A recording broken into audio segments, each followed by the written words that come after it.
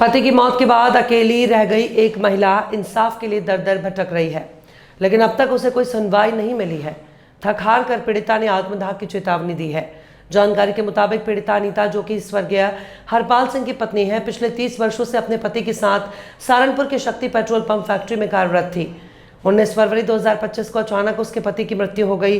पति की मौत के बाद अनीता को न केवल फैक्ट्री से बाहर कर दिया, बल्कि आर्थिक रूप से भी किसी तरह की सहायता नहीं दी गई। पीड़िता का आरोप है कि फैक्ट्री मालिक से न्याय मांगने पर उसे बार बार टाल दिया गया और फैक्ट्री के स्टाफ द्वारा धमकाया भी गया। अनीता का कहना है कि उसके पति की सेवा का कोई मोल नहीं समझा गया और उस बेसहारा को छोड़ दिया गया। पीड़ित महिला ने पूरी रात सड़कों पर गुजारी। पीड़ित महिला के समर्थन में ग्राम प्रधान संगठन के अध्यक्ष संजय वालिया ने लोगों महिलाओं को लेकर एसएसपी से शिकायती पत्र देकर महिला को न्याय दिलाने की बात कही।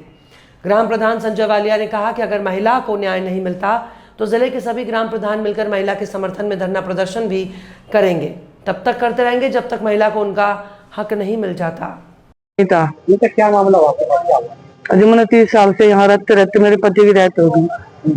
वह गुजर गए। उसके गुजरने के बाद जब सारे लोग आए इकट्ठे हो गए, मैं तो स्थिति में नहीं थी।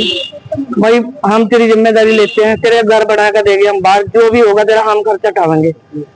जब तो ये तय हुई थी और अचानक से हम कल वहाँ दवाई लेने गए। दवाई लेने के बाद में इतना जाएगा, मैं वहाँ गोड़ी मैंने बड़ा नहीं दिया, ताला तोड़ के सारा सामान बाहर फेंक दिया। गए थे जी चौकी वाले ने तो हंस रहे थे और हाँ, उन्हें कोई कार्रवाई नहीं करी। सारे को गए। हम तो यही चाहते हैं अगर कार्रवाई ना भी हुई तो मैं रात के 12 बजे यही हत्या करूंगी। हमारे साथ महिला खड़ी है अनीता जी। इनके पति हरपाल जी अमरकांत राणा जी के यहाँ नौकरी करते थे, जो एमएस राणा के बेटे हैं। शहर की प्रतिष्ठित परिवार है। उनकी फैक्ट्री में काम करते थे पिछले 30 साल से। अचानक उनकी पिछले 2-3 महीने पहले डेथ होने का काम हुआ, मृत्यु होने का काम हुआ। उसके बाद जब 4 लोग बैठे कि ये विधवा हो गई है, इनके बच्चे भी नहीं है, तो अब ये कहाँ जाएंगे। तो तब ये तय हुआ था कि यहीं रहेंगी और इनका जो खाना खर्चा है वो हम उठाएंगे। लेकिन कल जब ये दवाई लेने के लिए बाजार गई और जब वापस पहुंचते देखते कि वहां का ताला टूटा और सामान सारा बाहर पड़ा हुआ है।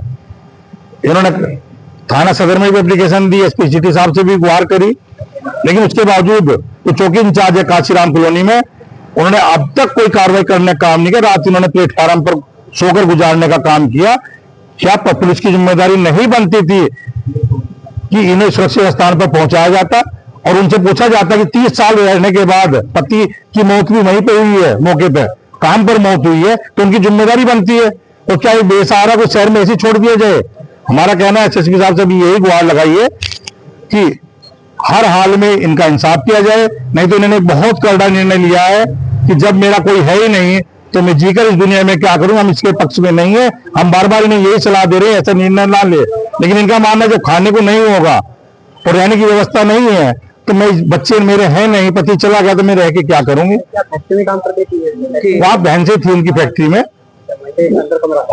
अंदर ही मकान दे रखा था इन्हें। अंदर ही ये जो पेट्रोल पंप इसके बैक साइड में है, एमएस राणा जी की है। उनका कुछ ही मान लो उसमें पहले चलती थी, अब बहन से थी 1-2, उसकी देखभाल लोग करते थे। पैसे वाले लोगों के लिए फर्क नहीं पड़ता था, लेकिन 30 साल से वहाँ कार्यरत थे और जब मरे तब भी वही मौके पे थे।